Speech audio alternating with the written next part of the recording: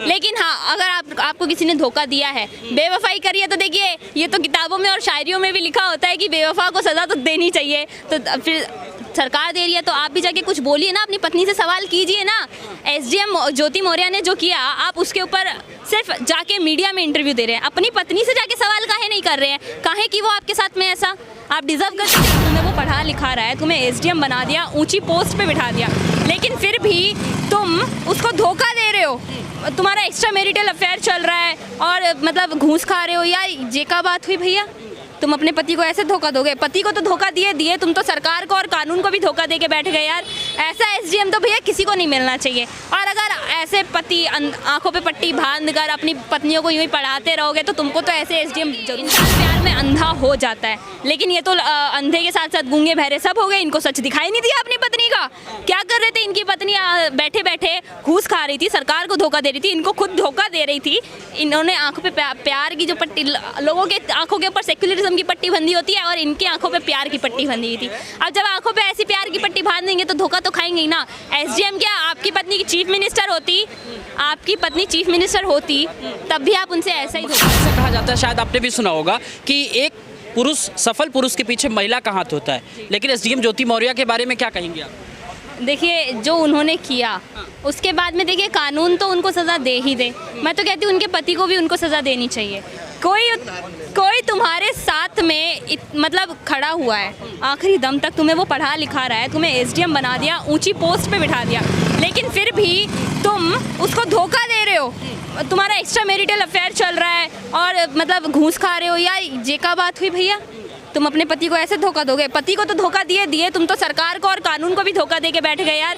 ऐसा एसडीएम तो भैया किसी को नहीं मिलना चाहिए। और अगर ऐसे पति आंखों पे पट्टी बांध कर अपनी पत्नियों को यूं ही पढ़ाते रहोगे तो तुमको तो ऐसे एसडीएम जरूर मिलने चाहिए। आंखों पे पट्टी बांध के उन्होंने तब ये जाहिर किया था कि मैं पढ़ना चाहती हूँ, शादी के बाद उन्होंने पढ़ाया, गलती कहाँ है? देखिए बिल्कुल उन्होंने कहा कि मुझे पढ़ना है, मुझे पढ़ा दीजिए, लेकिन इतना भी अंधा भरोसा नहीं करना चाहिए। देखिए लोग कहते हैं कि इंसान प्यार में अंधा हो जाता है, लेकिन ये तो अंधे के साथ साथ गूंगे बहरे सब हो गए। इनको सच दिखाई नहीं दिया अपनी पत्नी का। क्या कर रहे थे इनकी पत्नी? बैठे बैठे घूस खा रही थी, सरकार को धोखा दे रही थी, इनको खुद धोखा दे रही थी। इन्होंने आंखों पे प्यार की जो पट्टी, लोगों के आंखों के ऊपर सेक्युलरिज्म की पट्टी बंधी होती है और इनकी आंखों पे प्यार की पट्टी बंधी थी। अब जब आंखों पे ऐसी प्यार की पट्टी बांध देंगे तो धोखा तो खाएंगे ही ना। एसडीएम क्या आपकी पत्नी की चीफ मिनिस्टर होती, आपकी पत्नी चीफ मिनिस्टर होती, तब भी आप उनसे ऐसा ही धोखा खाते, क्योंकि आपने आंखों पे पट्टी बांध रखी थी। वो तो ये भी कह रहे हैं कि उनके साथ छलावा हुआ है, कहे थे कि अधिकारी हैं और रह गए सफाई कर्मी। बिल्कुल देखिए अगर छलावा हुआ है तो फिर आपकी पत्नी को सजा तो मिल ही रही है ना, सरकार भी दे रही है और आप भी दीजिए ना। मतलब ऐसे नहीं किसी तरह के मर्डर वर्डर कर दीजिए यार। ऐसे कानून को हाथ में, कानून को तो हाथ में लेने की बात आप करते रहिए। नहीं आप एक तरीके से भड़का रही हैं। नहीं कानून को जाके ऐसे हाथ में नहीं लेने का। लेकिन हाँ, अगर आपको किसी ने धोखा दिया है, बेवफाई करी है, तो देखिए ये तो किताबों में और शायरियों में भी लिखा होता है कि बेवफा को सजा तो देनी चाहिए। तो फिर सरकार दे रही है तो आप भी जाके कुछ बोलिए ना, अपनी पत्नी से सवाल कीजिए ना। एसडीएम ज्योति मौर्य ने जो किया, आप उसके ऊपर सिर्फ जाके मीडिया में इंटरव्यू दे रहे हैं, अपनी पत्नी से जाके सवाल काहे नहीं कर रहे हैं? काहे कि वो आपके साथ में ऐसा?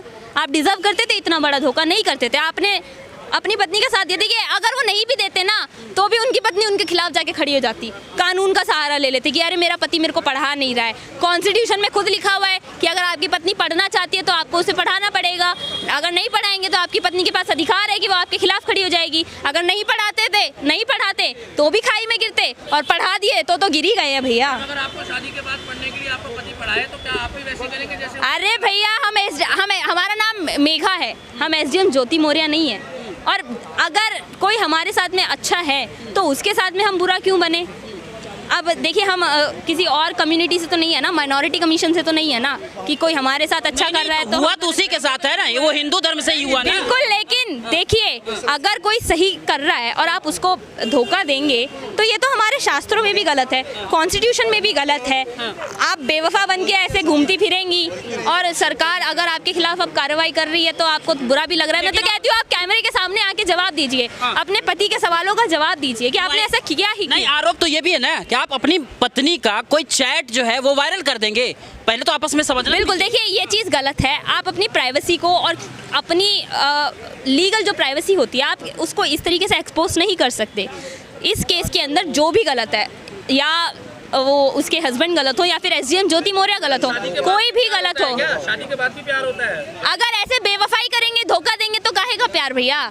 देखिए जब हमारे धर्म के अनुसार जब 7 फेरे लिए जाते हैं ना, तो 7 वचन दिए जाते हैं, जिसमें पहला वचन होता है कि हम अपने जीवन साथी के उसके लिए हम ईमानदार रहेंगे, बिल्कुल ईमानदार रहेंगे, कभी कोई झूठ नहीं बोलेंगे।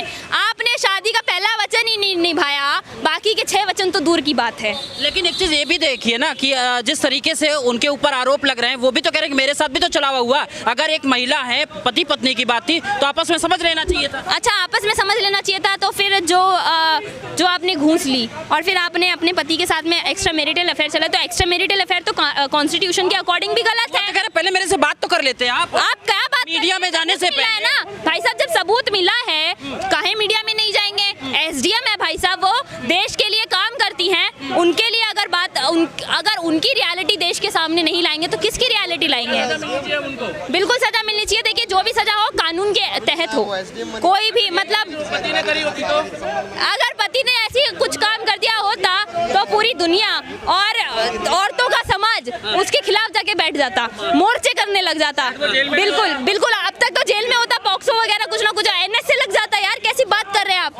तो अगर ये भेदभाव जो इस टाइम पे चल रहा है कि अगर कोई लड़का होता तो उसके साथ में ये हो जाता, और सिर्फ वो लड़की है इसलिए उसको छूट पे छूट दी जा रही है, तो ये गलत है। उसको न्याय मिलेगा लड़के? बिल्कुल मिलेगा। देखिए जहाँ योगी जी हो और वहाँ न्याय ना हो, ये तो बहुत ही इलॉजिकल बात हो गई। तो उस लड़के को न्याय जरूर मिलेगा, एसडीएम ज्योति मौर्य को सजा जरूर मिलेगी। इस घटना के बाद पूरे भारत में ये प्रक्रिया लगातार बढ़ रही है कि जो भी अपनी पत्नी को पढ़ा रहे हैं अब वापस लौटा रहे हैं। देखिए मीम्स खूब बन गलत है, हाँ। ये चीज तो गलत है। आपको अपने पार्टनर पे भरोसा होना चाहिए, अंधा भरोसा नहीं होना चाहिए।